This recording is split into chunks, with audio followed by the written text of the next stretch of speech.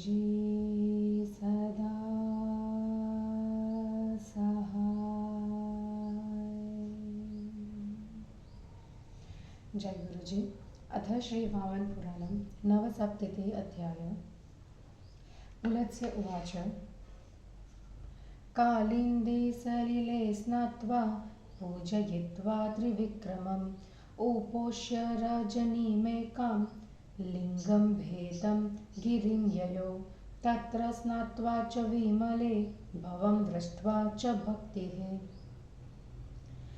उपोष्य रजनीमेकां तीर्थकेदारमाव्रजत तत्र स्नात्वार्च्य चेशानं माधवं चाप्यभेदतः उषित्वा वासरान् सप्त कुञ्जाम्रं प्रजगामः।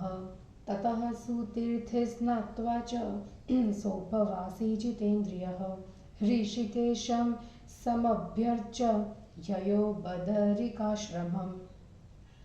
तत्रोष्य नारायणमर्च्य भक्त्या स्नात्वाथ विद्वान् सरस्वतीजले वराहतीर्थे गरुडासनं स दृष्ट्वाथ सम्पूज्य सुभक्तिमाश्व।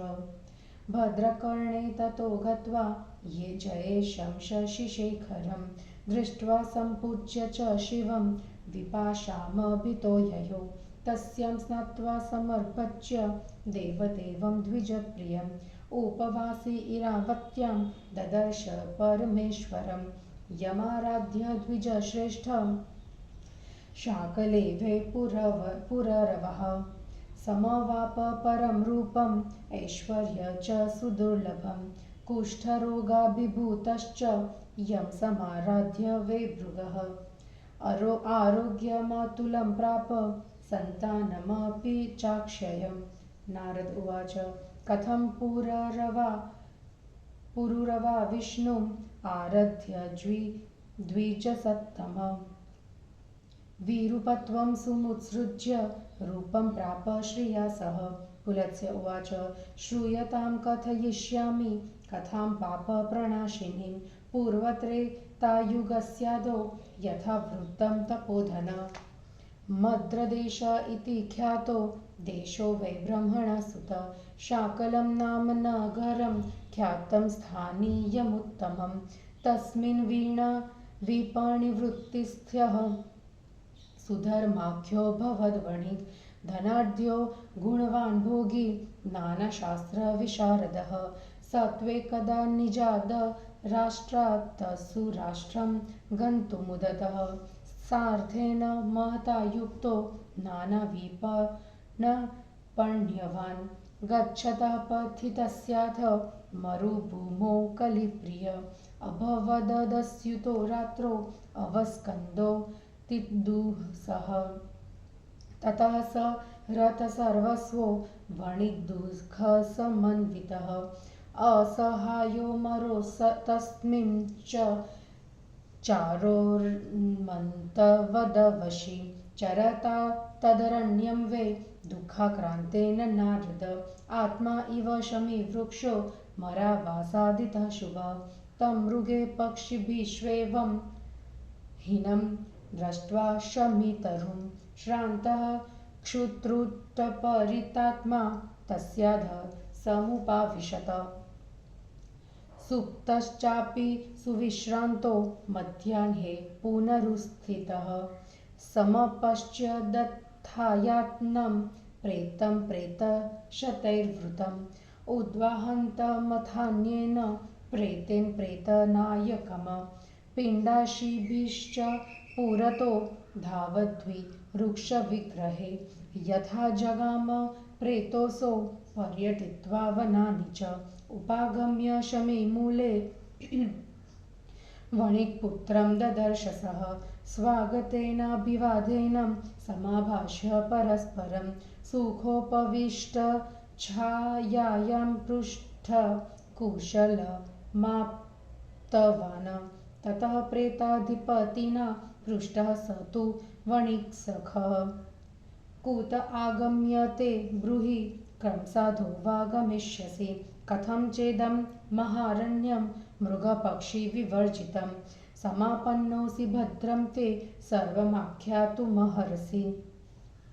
एवं प्रेताधिपतिना वणिक्पृष्ठः समासतः सर्वम् आख्यातवान् ब्रह्मन् स्वदेशधनविच्युतिं।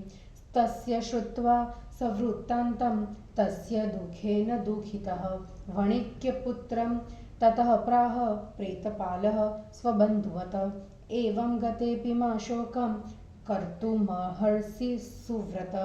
भूयोऽप्यर्था भविष्यन्ति यदि भाग्यबलं तव।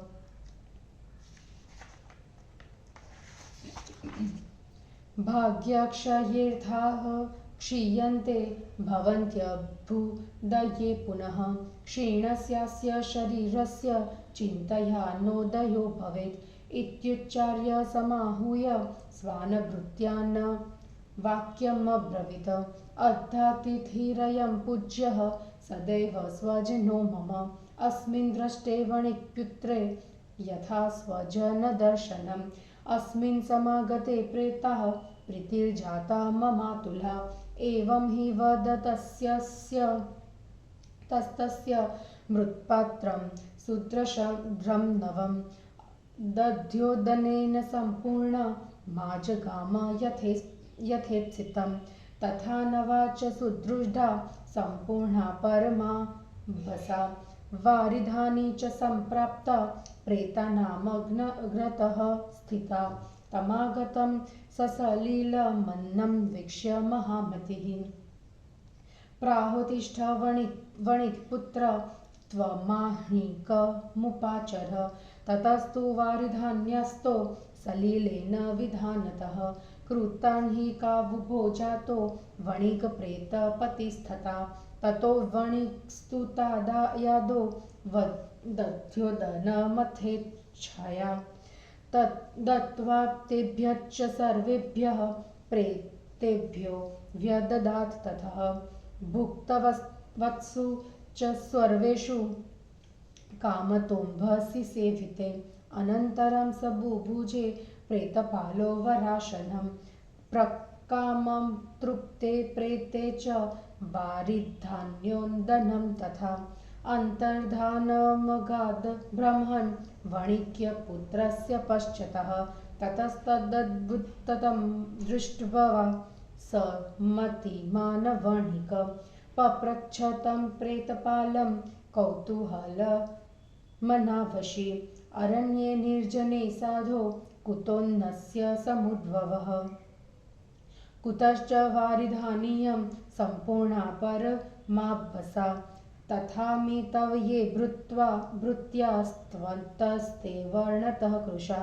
भवानपि च तेजस्वी किञ्चित्पुष्टवपुः शुभः। शुक्लवस्त्रपरिधानो बहूनां परिपालकः। सर्वमेतन्मन्माचक्ष्व को भवान् काशमे त्वयम्। इत्थं वणिक्सुतवचः श्रुत्वा सोप्रेतनायकः शशंस सर्वमस्याद्धं यथावृत्तं पुरातनम्। अहमासं पुरा विप्रः शाकलेन नगरोत्तमे। सोमशर्मेति विख्यातो बहुलागर्भसम्भवः। ममास्ति च वणिक् श्रीमान् प्रातिवेश्यो महाधनः। स तु सोमश्रवा नाम विष्णुभक्तो महायशः। सोऽहं कदर्यो मूढात्मा धनेऽपि सति दुर्मतिः। न ददामि द्विजातिभ्यो न चाश्राम्यन्नमुतं मम। प्रमादाद यदि भुञ्जामि दधिक्षीरधृतान्वितं। ततो रात्रौ नृभिर्धौरेस्तायते मम विग्रह। प्रातर्भवति मे घोरा मृत्युतुल्या विशूचिका। न च कश्चिन्ममाभ्यासे तत्र तिष्ठति बान्धवः। कथमपि प्राणा मया सम्प्रतिधारितः। एवमेताद्वशः पापी निवस्याम्यति निर्धृणः। सौविरतिलपिण्डयाकसस्तुका शाकादिभोजनैः। क्षपयामि कदन्नाद्यैरात्मानां कालयापने एवं तत्र सतोऽहं महान् कालोऽभ्यगादथ श्रवणद्वादशी नाम मासि भाद्रपदे भवत ततो नागरिको लोको गतः स्नातुं हि सङ्गमम् इरावत्या नदवलाया ब्रह्मक्षत्रपुरःसरः प्रतिवेश्य प्रसङ्गेन तत्राप्यनुगतोऽस्यामः कृतोपवासः शुचिमाने कादश्यां यत्तव्रतः ततः सङ्गमतो येन वारिधानीं दृढं नभं सम्पूर्णवस्तुसंवितां छत्रोपानः संयुतां मृत्पात्रमपि मिष्ठस्य पूर्णदध्योदनयस्य प्रदत्तं ब्राह्मणेन्द्राय शुचये ज्ञानधर्मिणे तदेव जीवतो दत्तं मया दानं वणिक्सुत वर्षाणां सप्ततीनां वे नान्यद दत्तम हि किञ्चन मृतः प्रेतत्वमापन्नो दत्त्वा प्रेतान्नमेव हि अमी चादत्तदानस्तु मदन्नेनोपजीविनः एतत्ते कारणं प्रोक्तं यत्तदन्नं मयाभ्यसा दत्तं तदिदमायाति मध्याह्नेऽपि दिने दिने यावन्नाहं च भुञ्जामि न तावत् क्षयमेति वै मयि भुक्ते च पीते च सर्वमन्तर्हितं भवेत् यच्च तपत्रमददं सोऽयं जातः शमितरुः उपानधूगले दत्ते प्रेतो मे वाहनो भवत इयं तवोक्ता धर्मज्ञ मया कीना शतात्मनः श्रवणद्वादशी पुण्यं तवोक्तं पुण्यवर्धनम् इत्वेवमुक्ते वचने वणिक्यपुत्रो ब्रवीद् वचः यन्मया तात कर्तव्यं तदनुज्ञातुमर्हसि ततः तस्य वचनं श्रुत्वा वाणिपुत्रस्य नारद प्रेतपालो वच प्राह स्वार्थसिद्धिकरं ततः यतत्त्वया तात कर्तव्यं मद्वित्तार्थमहामते कथयिष्यामि तत सम्यक् तव श्रेयस्करं मम गयायां तीर्थजुष्टायां स्नात्वा शौचसमन्वितः मम नाम समुद्दिश्य पिण्डनिर्वपणं कुरु तत्र पिण्डप्रदानेन प्रेतभावादहं सखे मुक्तस्तु सर्वदा तृणां यास्यामि सह लोकतां यथेयं द्वादशी पुण्या मासी प्रौष्ठपदे स्थिता बुधश्रवणसंयुक्ता सातिश्रेयस्करी स्मृता इत्येवमुक्त्वा वणिजं प्रेतराजोन्नुगे सह स्वानामानि यथा न्यायं सम्यगाख्यातवाच्युतिः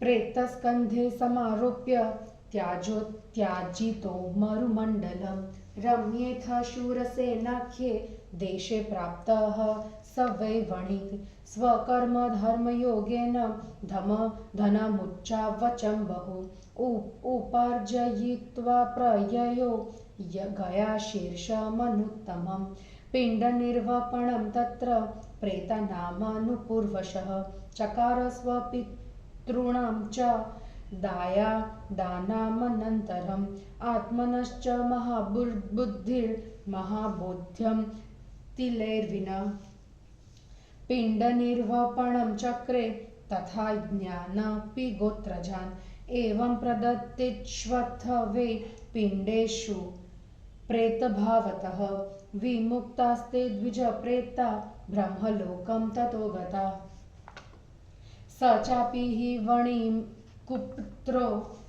वणिक्पुत्रो निजमालयमाब्रवच्छत श्रवणदाद्वशीं कृत्वा कालधर्ममुपेयिवान् गन्धर्वलोके सुचिरं भोगान् भुक्त्वा सुदुर्लभान् मानुष्यं जन्ममासाद्ध स बभोषाकले विराट् स्वधर्मकर्मवृत्तिस्थः श्रवणद्वादशीरतः कालधर्म मवाप्यासो गुह्यकावासमाश्रयत तत्रोष्य सुचिरं कालं भोगान् भुक्त्वाथ कामतः मर्त्यलोकमनुप्राप्य राजन्यतनयो भवत तत्रापि क्षत्रवृत्तिस्थो दानभोगरतो वशी गोग्रहेरिगणाश्चित्जित्वा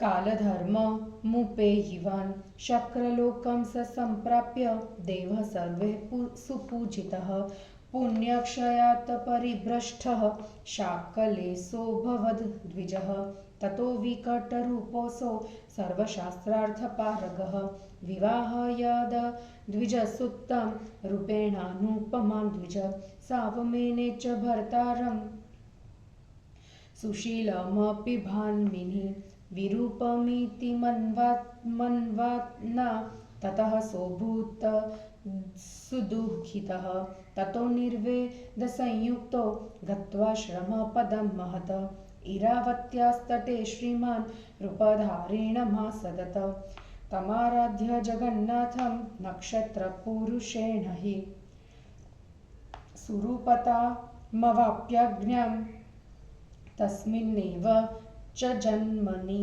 ततः प्रियोद्भुतभार्या भोगवां च भवद्वशी श्रवणद्वादशी भक्तः पूर्वाभ्यासादजायत एवं पुरास्यो द्विजपुङ्गवस्तु कुरूपरूपो भगवत्प्रसादात् अनङ्गपुरूपप्रतिमो बभूव मृतच्च राजा सपुरुरवाभूतः।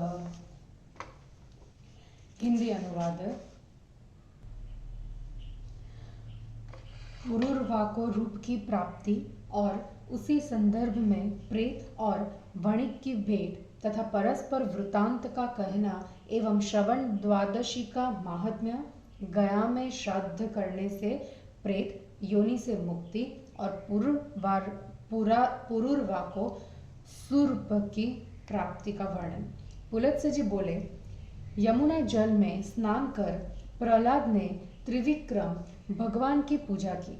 एक रात उपवास करने के बाद फिर वे लिंग भेद नामक पर्वत पर चले गए। वहां विमल जल में स्नान कर उन्होंने भक्ति से भगवान शंकर का दर्शन किया एवं वहां भी एक रात निवास कर केदार नाम के तीर्थ में गए। वहां स्नान करने के बाद उन्होंने अभेद बुद्धि से शिव एवं विष्णु का पूजन किया। वहां 7 दिनों तक रहकर कुब्जाम्र में चले गए। उसके बाद उस सुंदर तीर्थ में स्नान कर उपवास करने वाले इंद्रियजयी प्रहलाद ऋषिकेश का अर्चन कर बद्री का आश्रम चले गए।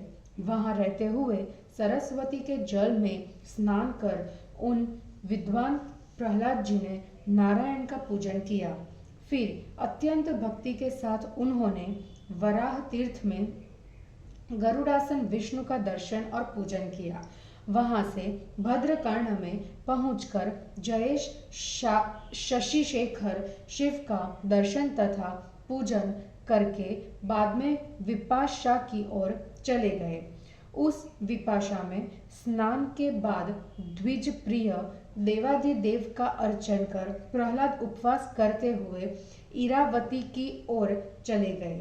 द्विजोत्तम उन्होंने वहां उन भगवान का दर्शन किया जिनकी शाकल में आराधना करने से पुरुरवा को उत्तम रूप एवं सुदुर्लभ ऐश्वर्य प्राप्त हुआ था।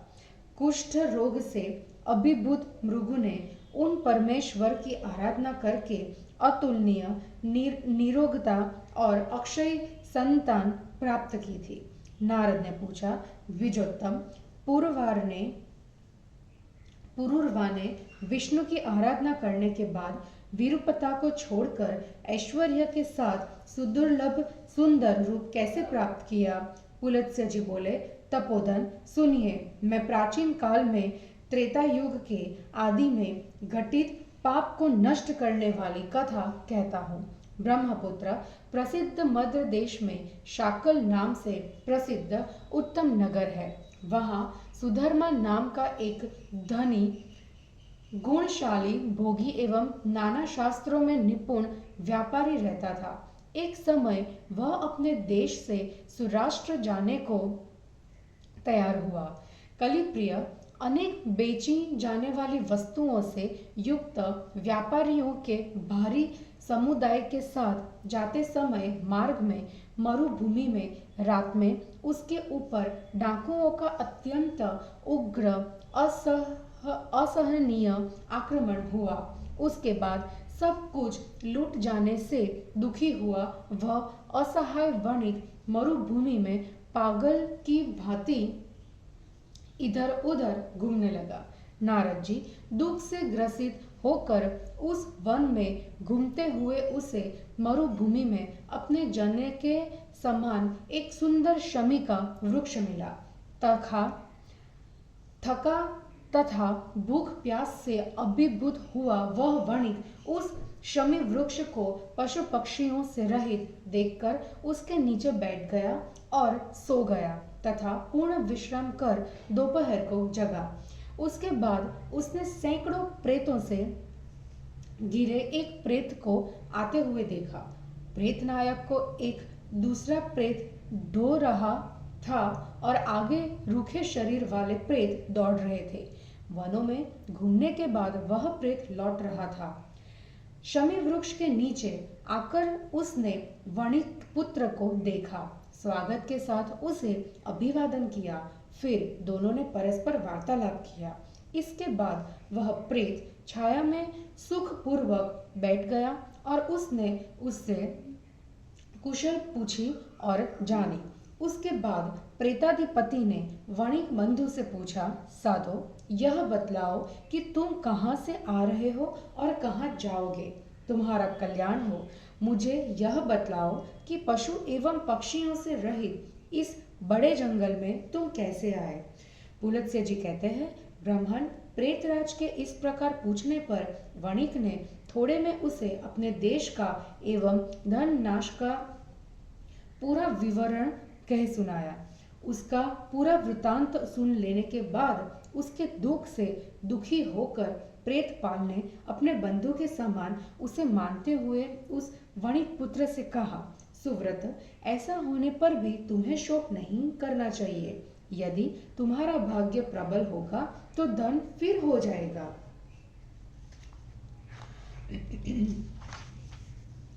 देखो, भाग्य के क्षय होने पर धनों का क्षय हो जाता है और फिर भाग्योदय हो जाने पर पुनः धन प्राप्त हो जाता है।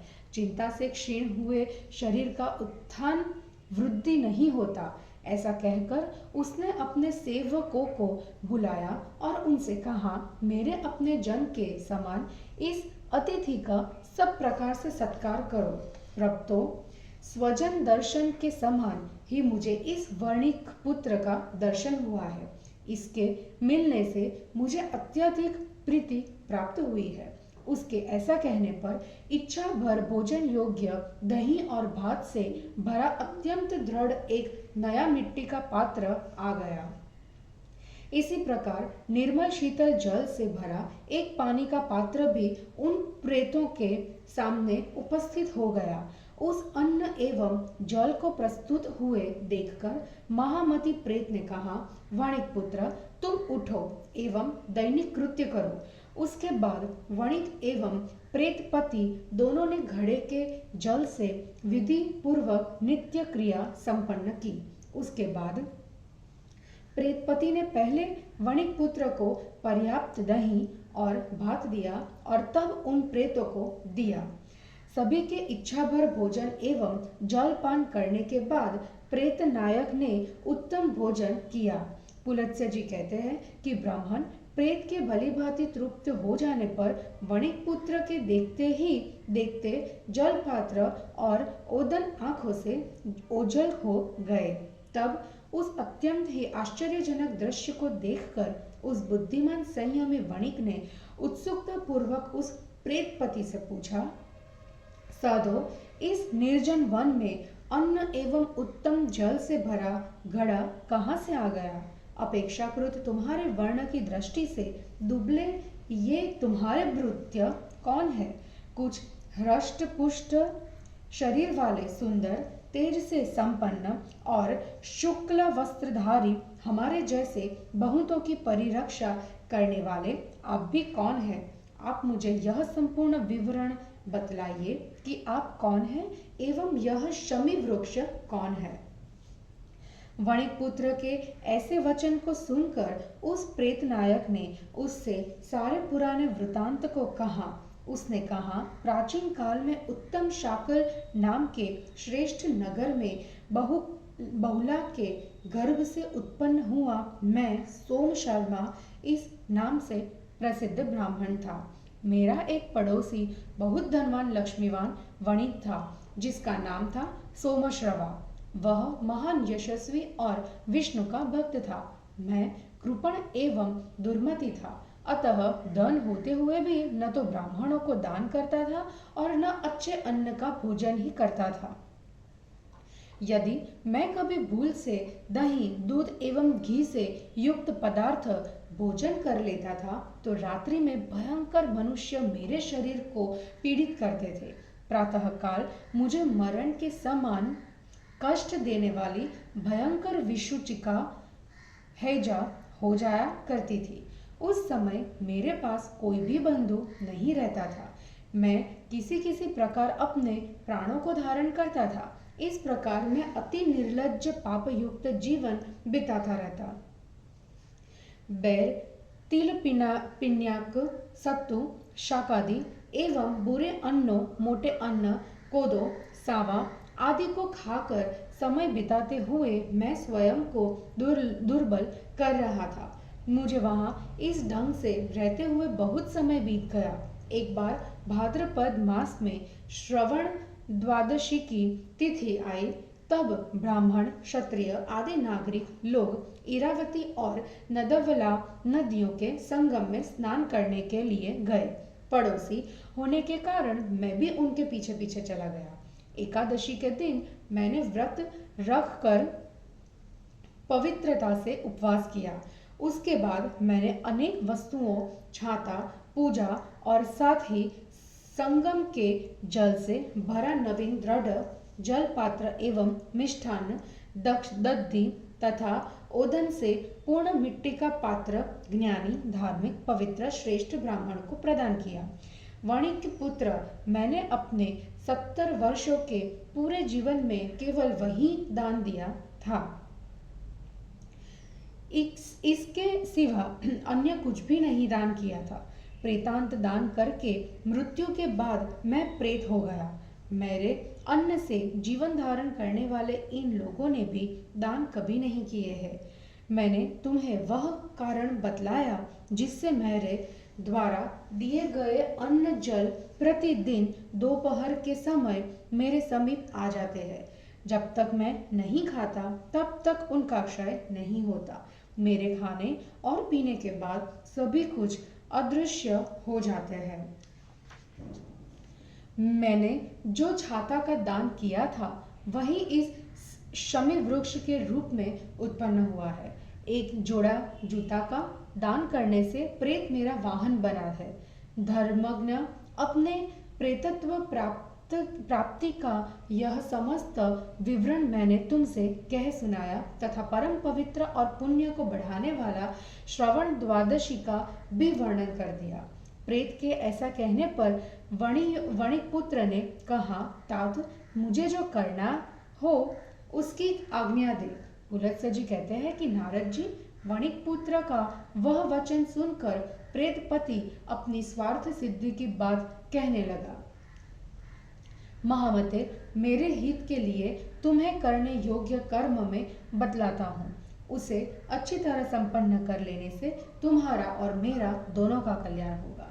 देखो, गया तीर्थ में जाकर और स्नान से पवित्र होकर मेरे नाम उद्देश्य से तुम पिंडदान करो। सखे, वहां पिंडदान करने से मैं प्रेत भाव से मुक्त होकर सर्वस्व दान करने वालों को मिलने वाले लोक को प्राप्त कर लूंगा।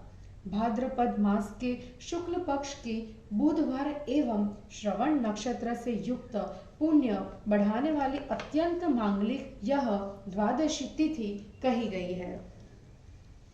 वणिक से ऐसा कहकर प्रेतराज ने अपने अनुचरों सहित पवित्रता पूर्वक यथोचित क्रम से अपने पितरों के नामों को बताया। उसे प्रेत के कंधे पर चढ़ाकर मरुभूमि से बाहर छोड़ दिया गया। इस प्रकार वह वणिक शूरसेन नाम के सुंदर देश में पहुंच गया।